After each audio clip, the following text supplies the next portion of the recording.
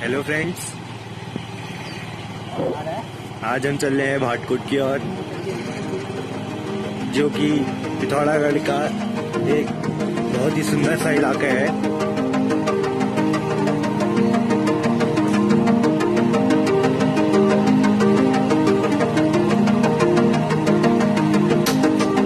और ये बहुत ही ठंडा इलाका है। यहाँ पर अक्सर दोस्त लोग घूमने आया करते हैं।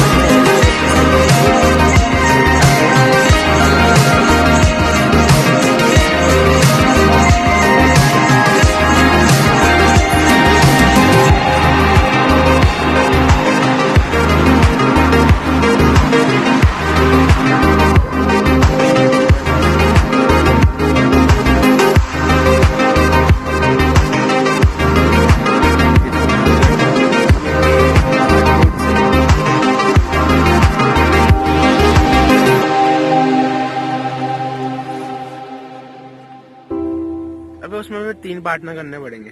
अकाउंट किसका जाएगा? ठीक तो है, अभी तू अपना कर लेना। अकाउंट में करना पड़ेगा ना, वो मेंबरशिप भी डालनी पड़ती है।